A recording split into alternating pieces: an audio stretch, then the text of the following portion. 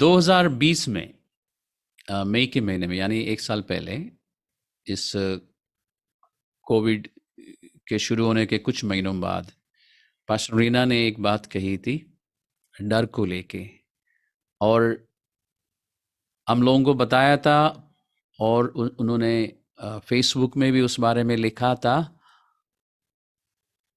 कि लोग जो बीमार लोग जो है, या जो पेशेंट्स है, कोविड पेशेंट्स, वो वायरस से ज़्यादा डर के कारण मर जाते हैं। मरीजों के मन में इतना डर होता है कि वो डर के कारण मर जाते हैं। और इसको लेके हमने फिर प्रार्थना करनी शुरू की थी, और मैं समझता हूँ कि प्रार्थना का असर हुआ ज़रूर है। इस साल कुछ दिनों पहले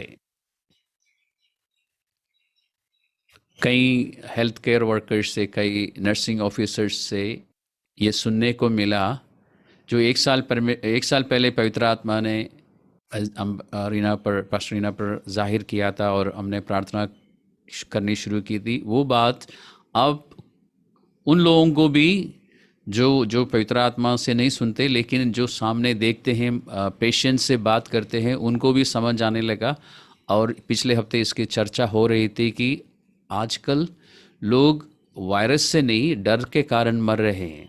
यानी जैसे ही आपको कोई सिम्टम दिखना शुरू होता है, या कुछ भी दिखना शुरू होता है, कुछ भी महसूस करना शुरू होता है, तो सबसे पहले एक शक आता है। और जैसे ही आपके मन में शक आना शुरू होता है, ध्यान से सुनिए इस बात को, जैसे ही आपके मन में शक आना शुरू होता है, आपका जो आत्मविश्वास है, आपके अंदर जो कॉन्फिडेंस है, और आपके अंदर जो विश्वास है परमेश्वर पर, मैं उनसे बात कर रहा हूँ जो परमेश्वर पर भरोसा रखते हैं। और जो परमेश्वर में विश्वास नहीं करते हैं, या जो परमेश्वर को नहीं जानते, उनके अंदर भी थोड़ा बहुत विश्वास होता है कि सब कुछ अच्छा रहेगा। वो विश्वास, वो कॉन्फिडेंस जो है, धीरे से कमज़ोर होने लग जाता है। जैसे शक आया आपके कॉन्फिडेंस पर, आपके विश्वास पर, अगर आप परमेश्वर पर विश्वास करते हैं, उस विश्वास पर आक्रमण शुरू होता है। वायरस नहीं आक्रमण कर रहा है, आपका शक। और शक लंबे समय के लिए नहीं रहता, थोड़े समय के लिए होता है, और वो अपना काम कर देता है कि आपका जो विश्वास है, आपका जो कॉन्फिडेंस है, उसकी नींव को वो हिला देता है, पकड़ के थोड़ा सा हिला देता है। उसके बाद क्या होता है, वो शक का रूप बदल जाता है, वो चिंता बन जाता है। उसके बाद आप चिंता करना शुरू करते हैं, और चिंता करने से आपका जो विश्वास है, जो आप सोचते हैं कि मैं काफ़ी विश्वास रखता हूँ या रखती हूँ, वो विश्वास जो है अंदर से खोखला हो जाता है। बाहर से आपको लगता है कि हाँ अब विश्वास है, लेकिन है नहीं, क्योंकि चिंता ने उस पर अपना काम करना शुरू किया, और आपका विश्वास और भी कमज़ोर हो गया। और वो चिंता भी ज़्यादा समय तक नहीं रहता, थोड़े समय के बाद उसका फिर एक रूप बदलना पाया जाता है, वो है डर। और डर आते ही आपका जो विश्वास बच गया था वो भी ख़त्म, क्योंकि डर अपने आप में एक विश्वास है। मैंने कुछ समय पहले फिर से चर्च को समझाया था, आप लोगों को बताया था, डर विश्वास है, लेकिन गलत चीज़ों के लिए, विपत्ति के लिए। और जो आप विश्वास करते हैं वो आपके जीवन में होगा। तो आपके पास हमेशा एक चॉइस है कि आप डर रखना पसंद करेंगे या विश्वास रखना पसंद करेंगे। क्योंकि डर विश्वास दोनों विश्वास है, दोनों का नाम अलग अलग है, लेकिन दोनों है विश्वास। और दोनों दो प्रकार के विश्वास है। विश्वास जिसको हम आमतौर पर विश्वास या फेथ अंग्रेजी में कहते हैं, वो है अच्छी वस्तुओं के लिए, अच्छा भविष्य के लिए, भलाई के लिए जो हम मन में विचार रखते हैं, वो है विश्वास। और बुरी चीज़ों के लिए, विपत्ति के लिए, मृत्यु के लिए जो विश्वास हम कर रहे हैं, उसको साधारण भाषा में डर कहते हैं, अंग्रेजी में फियर कहते हैं। दोनों में सिर्फ इतना ही फ़र्क है। दोनों, इसलिए मैं कहता हूँ दोनों विश्वास है, और दोनों काम करते हैं, बराबर काम करते हैं। इसलिए हमें डर रखना नहीं चाहिए, शक नहीं करना चाहिए, चिंता नहीं करनी चाहिए, ताकि डर भी ना आए। इस बात को ध्यान में रखिएगा। अभी हम चलते हैं यशायाह की पुस्तक में। बाइबल में एक पुस्तक है जिसका नाम है यशायाह, और उस पुस्तक का 8वां अध्याय में चलते हैं और वहाँ से कुछ बातों पर हम ध्यान करते हैं। इस पिछले साल भी मैंने इसी अध्याय में से एक बार सिखाया था, जहाँ तक मुझे याद है। इसलिए अगर मैं, जिन्होंने वो टीचिंग सुनी है उनके लिए हो सकता है कि रेपिटिशन हो, लेकिन सारी बातें रिपीट नहीं होगी। इसका 8वां अध्याय में चलते हैं, द बुक ऑफ आइज़ाया चैप्टर 8। यहाँ पर परमेश्वर ने, यीशु मसीह ने अपने एक दास को एक बात बताई। दास मतलब जो परमेश्वर पर विश्वास करता है, जो यीशु मसीह पर विश्वास करता था और फिर दूसरों को यीशु मसीह के बारे में बताता था, चिताता था, समझाता था, और यीशु मसीह से सुनकर, परमेश्वर से सुनकर लोगों को समझाता था और लोगों को चेतावनी भी देता था जब वो परमेश्वर की बातों के अनुसार नहीं चल रहे होते। उस व्यक्ति से एक समय पर परमेश्वर ने कहा, इस 8वां अध्याय का 12वां पद में, जिस बात को ये लोग राजद्रोह कहें उसको तुम राजद्रोह ना कहना, और जिस बात से वे डरते हैं उससे तुम ना डरना और ना भय खाना। दो बातें प्रभु ने कही। जिन बातों को लोग सही कहते हैं, या इस संदर्भ में जब ये बात हो रही थी, जिन बातों को लोग राजद्रोह कहते हैं तुम नहीं कहना, यानी लोगों के बातों से सहमत नहीं होना। विश्वास करने वालों से परमेश्वर कह रहा है कि लोगों की बातों से सहमत नहीं होना। अगर लोग परमेश्वर की बातें कर रहे हैं तब तो आप सहमत हो सकते हैं, लेकिन ज्यादातर 99% लोग परमेश्वर की बातें नहीं करते। इसलिए परमेश्वर ने उन लोगों से जो परमेश्वर को मानते हैं, और इस समय हम परमेश्वर की बात कर रहे हैं, किसी और ईश्वर की बात नहीं कर रहे हैं, किसी कुल देवता या गृह देवता की बात नहीं कर रहे हैं। इस समय हम उस परमेश्वर की बात कर रहे हैं जिसने इस पूरे ब्रह्मांड को बनाया, आकाश को बनाया, स्वर्ग को बनाया, पृथ्वी को बनाया, मानव जाति की रचना की और मनुष्य को अपने स्वरूप में बनाया। और ये जानकारी आपको सिर्फ बाइबल में ही मिलेगी और किसी पुस्तक में नहीं मिलेगी। मनुष्य को परमेश्वर ने अपनी सारी सृष्टि से बिल्कुल अलग करके, खास रूप में बनाया है। मनुष्य को परमेश्वर ने बहुत बड़ा, हम कह सकते हैं कि बहुत बड़ा आदर दिया है कि अपनी सारी सृष्टि में सबसे महत्वपूर्ण स्थान मनुष्य को दिया है।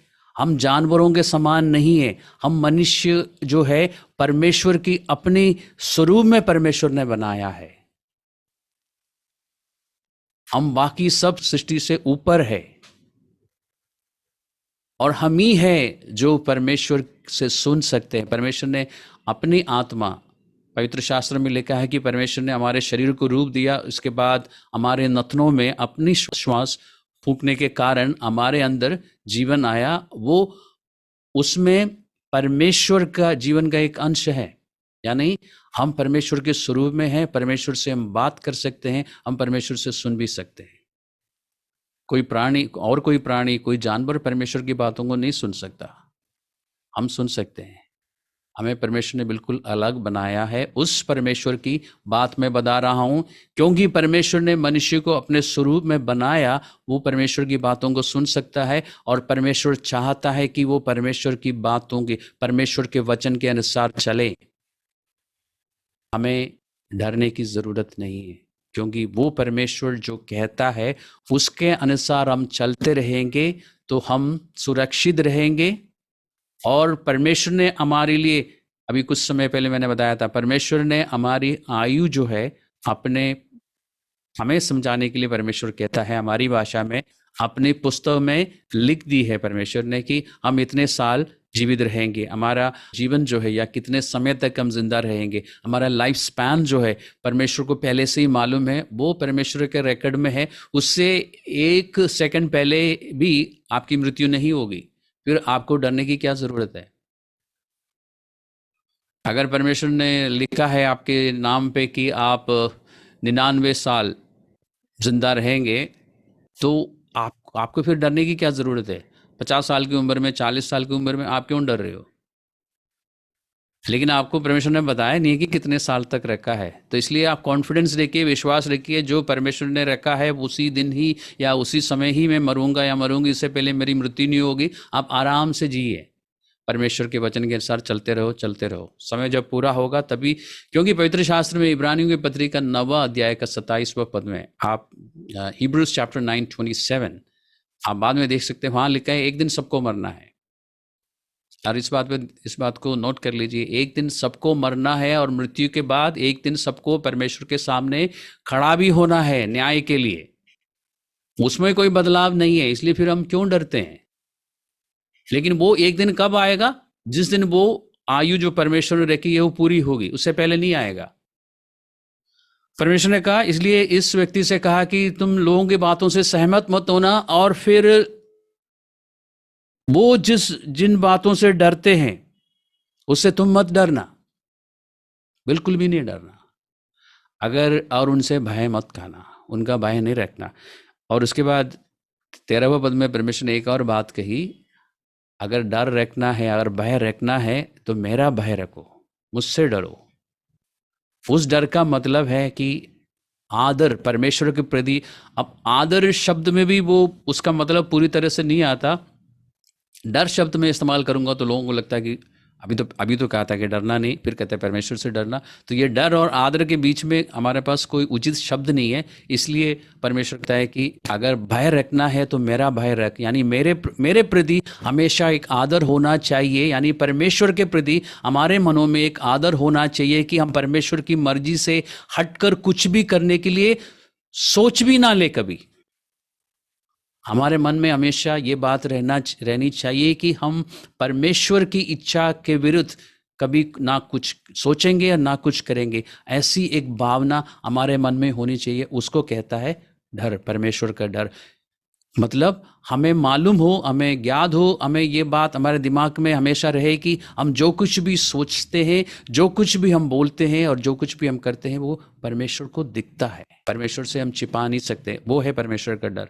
जब एक इंसान के मन में ये बात रहती ना कि मैं अभी जो सोच रहा हूँ वो सोचने से पहले ही परमेश्वर को मालूम था, तो फिर हम गलत नहीं सोचेंगे, गलत विचार को आने नहीं देंगे, हम उसको पकड़ेंगे और उसको अपने मन से निकाल देंगे और परमेश्वर की बातों पर हम मनन करेंगे, विचार करेंगे, उसको हम ग्रहण करेंगे, स्वीकार करेंगे और फिर हमारे पास विश्वास बना रहेगा। क्योंकि विश्वास एक अच्छा भविष्य के लिए, अच्छाई के लिए, भलाई के लिए विश्वास तब आता है जब हम परमेश्वर की बातों पर ध्यान देते हैं। जब हम दुनिया की बातों पर ध्यान देते हैं तो भी विश्वास है, लेकिन गलत विश्वास जिसका दूसरा नाम है डर, वो डर आता है।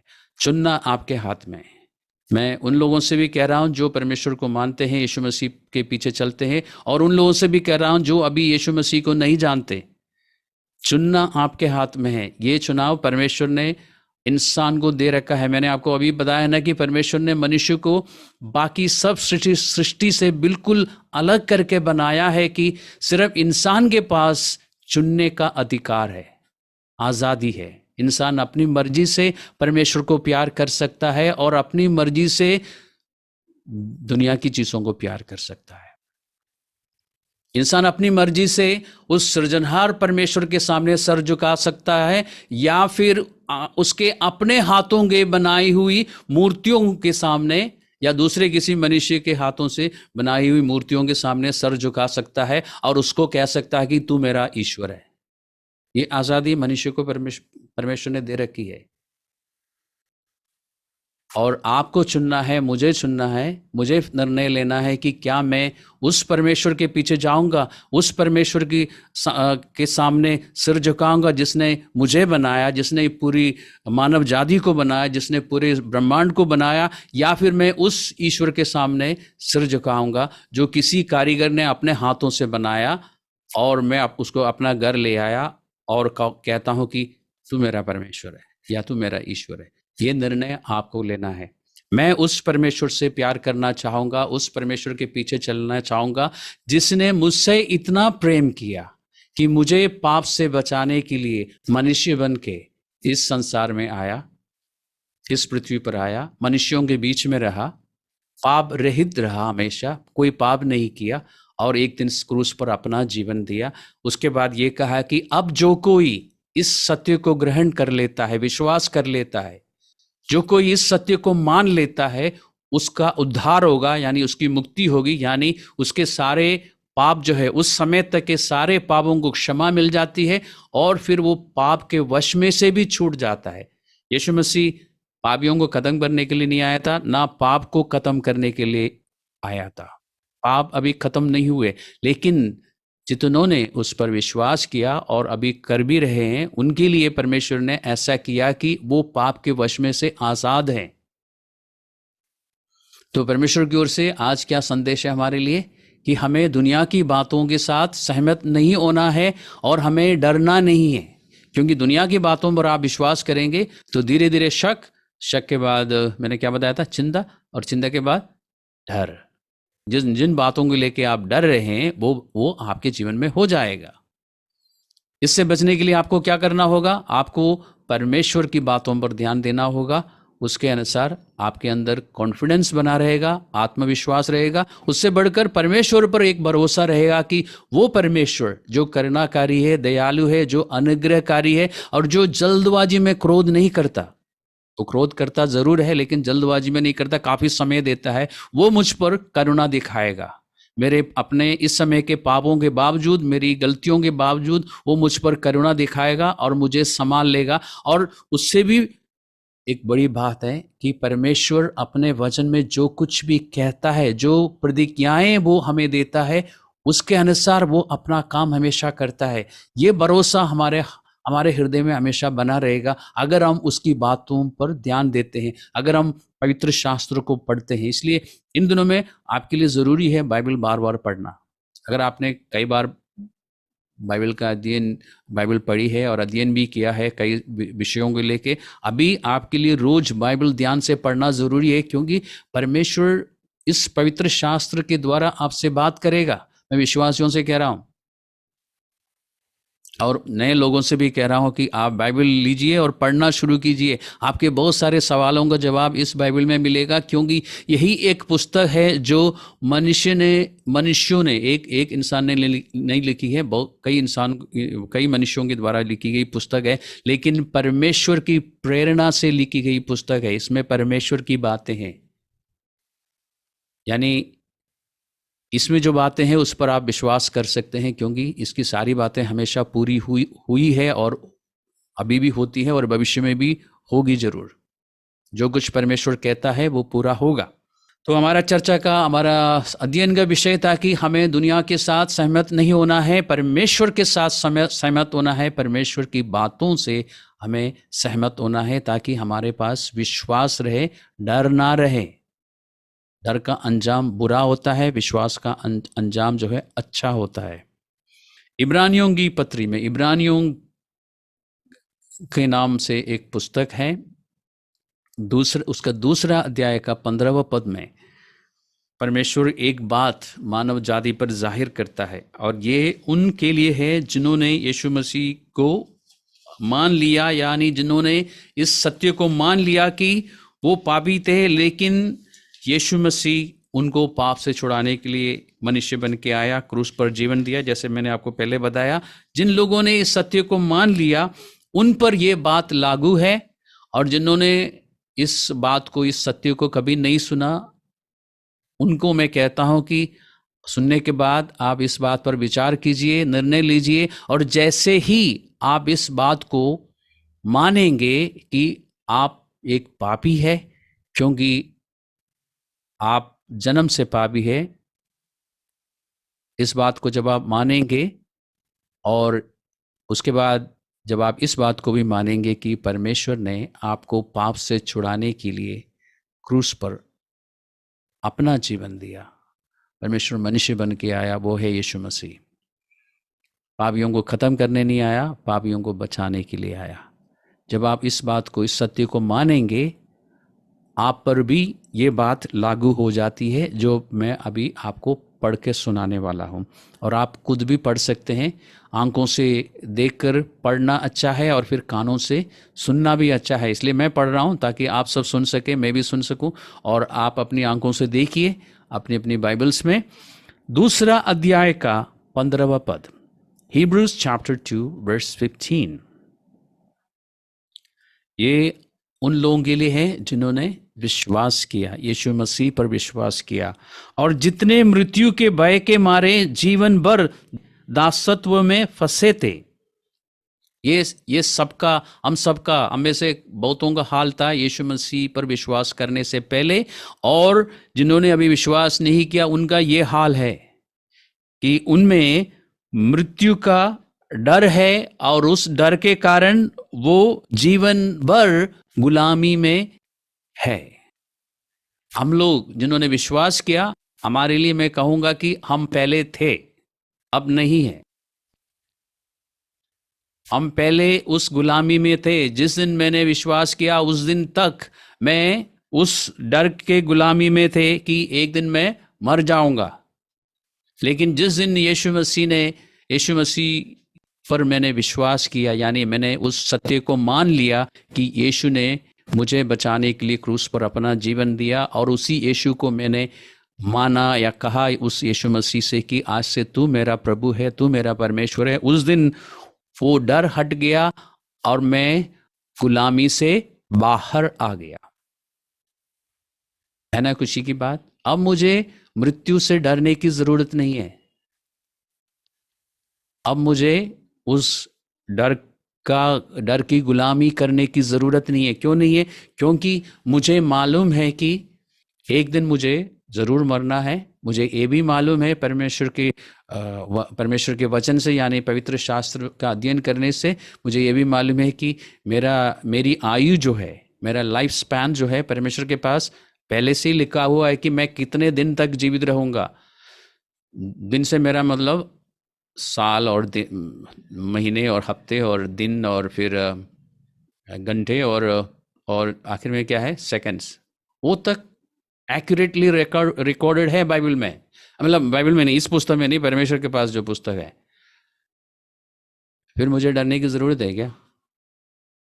इसीलिए भजन 23 में, पवित्र शास्त्र में एक और बुक है जिसका नाम है भजन संहिता, उसमें पहुंच जाइए आप। और ये जो मैं बताने जा रहा हूं आप में से अधिकतर लोगों को मालूम है, फिर भी हम एक बार इसको देख लेते हैं और सुन भी लेते हैं। क्योंकि आपको मालूम है जब हम किसी बात को सुनते हैं और देखते हैं तो हमारे अंदर या तो डर आता है या विश्वास आता है। अभी शुरुआत में मैंने जैसे बताया, दुनिया की बातों को सुनने से, बार बार टेलीविजन्स में या यूट्यूब में या किसी भी ट्यूब में विजुअल्स देखने से क्या आता है? डर आता है। लेकिन पहले डर नहीं आता, पहले शक, फिर चिंता, फिर डर। ये बहुत जल्दी होता है, प्रोसेसिंग बहुत फास्ट होती है इसकी। आपको पता भी नहीं लगेगा कि कब डर ने आपको घेर लिया, फिर आपको पता भी नहीं चलेगा कि कब यहाँ से चले गए। इसी तरह विश्वास भी आप सुनते हैं, धीरे धीरे आपको विश्वास आता है। लेकिन मैंने एक बात पर ध्यान दिया है, विश्वास को बिल्डअप करने में, बनाने में थोड़ा समय लगता है। डर को आने में बहुत ज़्यादा समय नहीं लगता। शक, चिंता और डर बहुत जल्दी होता है, फास्ट।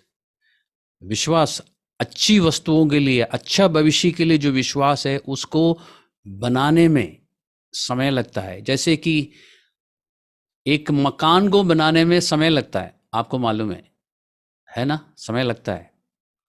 पहले आप डिसाइड करेंगे कहाँ बनाना है, फिर आप उसका नक्शा बनाएंगे, कि ड्राइंग बनाएंगे ना, पूरा नक्शा बनाएंगे कि इस तरह से मकान बनेगा। सब कुछ फैसला करके फिर आप, काफ़ी समय लगता है, कई बार 1 साल लगता है, कई बार 2 साल लगता है एक अच्छा मकान को बनाने में। अब आप इस बारे में सोचिए, उसी मकान को जो बन के तैयार हुआ, खूबसूरत है, अंदर से बाहर से आपने काफ़ी पैसा लगाया, इंटीरियर्स इतना खूबसूरत बनाया, उसी मकान को तोड़ने में कितना समय लगता है आपको? अगर आपके पास मशीन हो तो एक दिन में आप उस मकान को गिरा सकते हैं, एक ही दिन के अंदर। जिसको बनाने में आपको 1 साल या 2 साल लगे होंगे। इसी तरह है विश्वास और डर। डर बहुत जल्दी आ जाता है। डर शक और चिंता के रूप में पहले आता है और जल्दी से आपके मन में सेटल हो जाता है और आप डरना शुरू कर देते हैं। लेकिन अच्छा भविष्य के लिए और अच्छी वस्तुओं के लिए जो विश्वास है, जो परमेश्वर के वचन के आधार पर है, उसको बनाने में थोड़ा समय लगता है। इसलिए आपको मैं सिखाता हूँ, समझाता हूँ और कभी कभी हाथ जोड़ के विनती भी करता हूँ कि इस बाइबल को पढ़िए, बार बार पढ़िए, ताकि आपका विश्वास बना रहे। और इस विश्वास पर आपको हर रोज मेहनत भी करनी पड़ती है ताकि वो बना रहे। जैसे घर बनाने के बाद हर साल आप उसके मेंटेनेंस के लिए काम करते हैं ना, पैसा खर्च करते हैं ना इसको मेंटेन रखने के लिए। बीच बीच में इसमें मरम्मत की ज़रूरत पड़ती है, उसमें पेंट लगाने की ज़रूरत पड़ता है। ये सब आप क्यों करते हैं? मकान अच्छा बना रहे। इसी तरह विश्वास को भी बनाए रखने के लिए बार बार उस पर ध्यान देने की ज़रूरत है कि मेरा विश्वास अभी पहले जैसा है, शुरुआत में जो विश्वास था अभी भी है। बीच बीच में मरम्मत की ज़रूरत पड़ती है, बीच बीच में पेंट लगाने की ज़रूरत पड़ती है, प्रॉपर ट्रीटमेंट देने की ज़रूरत पड़ती है। इसलिए इस वचन को बार बार पढ़ना और सुनना ज़रूरी है। इसलिए हम संडे के इतवार के दिन हम संगति करते हैं, इसलिए हम सब इकट्ठे होकर परमेश्वर का वचन का अध्ययन करते हैं, क्योंकि विश्वास पर मेहनत करता रहना ज़रूरी है। इस भजन 23 में, Psalm 23, यहाँ पर परमेश्वर का एक दूसरा दास, यानी जो परमेश्वर की ओर से बोलता था, परमेश्वर की बातों के अनुसार चलता था, दूसरों को समझाता था, वो कहता है 23:4 में, Psalm 23 verse 4, आपने कई बार पढ़ा होगा, कई बार सुना होगा। एक बार और पढ़ते हैं, एक बार और सुनते हैं इसको।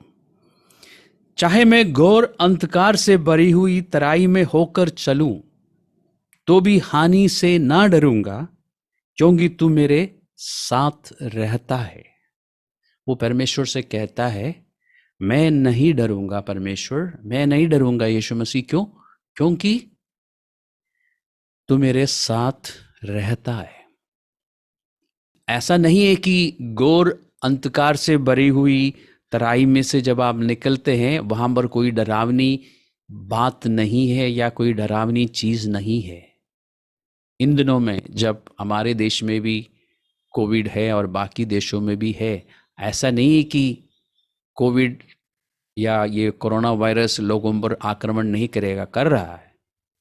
लेकिन हम जो परमेश्वर पर विश्वास करते हैं, हम जो यीशु मसीह पर विश्वास करते हैं, हमें एक बात का भरोसा होना चाहिए। और ये घोर अंधकार से भरी हुई तराई का मतलब ये नहीं कि लिटरली आप ऐसी कोई जगह शायद ही हमारे देश में है। हम लोग खास करके शहर में रहते हैं, हम कब ऐसी जगहों से निकल पाते हैं जो घोर अंधकार से भरी हुई तराई है। ऐसी कोई जगह आपको, मुझे लगता नहीं कि हमारे भारत में मिलेगी। ऐसी कोई जगह मैंने देखी नहीं है। यहाँ पे जो लिखा है घोर अंधकार से भरी हुई तराई, इसका मतलब है कि हमारे जीवन में कभी कभी ऐसा हालात आपको दिखने को मिलेगा जब आपको लगता है कि चारों तरफ अंधकार है। जैसे जैसे अभी कोविड की जो हालात है, लेकिन उस समय मैं नहीं डरूंगा। दुनिया डर रही है, लोग डर रहे हैं, जिनके पास परमेश्वर नहीं है वो डर रहे हैं।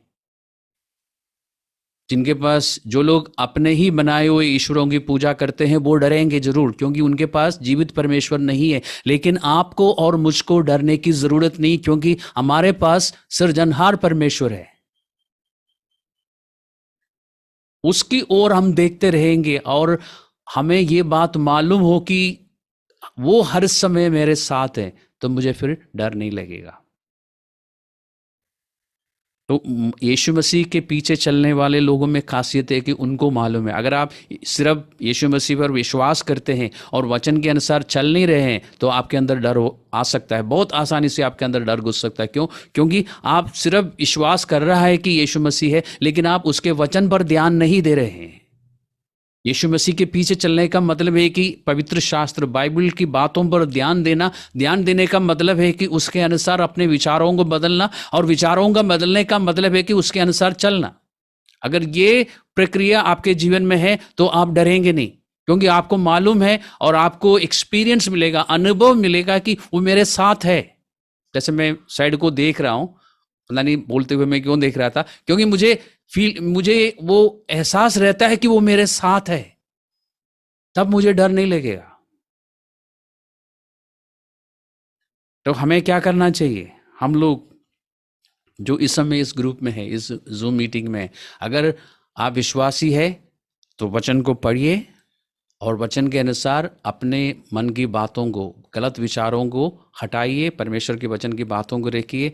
अगर डर रखना है तो सिर्फ परमेश्वर का डर रखो, परमेश्वर का आदर रखो, और किसी चीज़ से आप बिल्कुल भी मत डरो, क्योंकि वो आपके साथ है। और ये आपको कैसे एहसास होगा, कैसा अनुभव से पता चलेगा? जब आप वचन के अनुसार अपने विचारों को बदलेंगे। अगर आपने यीशु मसीह के उस बलिदान के बारे में कभी नहीं सुना है, आज पहली बार सुन रहे हैं, तो इस पर विचार कीजिए और अपने आप को मौका दीजिए इस बारे में फैसला लेने का, निर्णय लेने का। और जैसे ही आप इस बात को ग्रहण करेंगे, मानेंगे, आपके जीवन भी बदल जाएगा और आपको मालूम होगा, आपको पता चल जाएगा कि जीवित परमेश्वर, सृजनहार परमेश्वर, जिसने इस सृष्टि की रचना की है, वो अब से मेरे साथ है। पहले वो आपके साथ नहीं था, क्योंकि आप उससे दूर थे। वो आपके लिए उस समय भी था, अभी भी है, लेकिन आपने क्योंकि निर्णय लिया है, वो आपके साथ है। और आपको पता चलेगा कि सिर्फ वो मेरे साथ नहीं है, वो मेरे लिए है।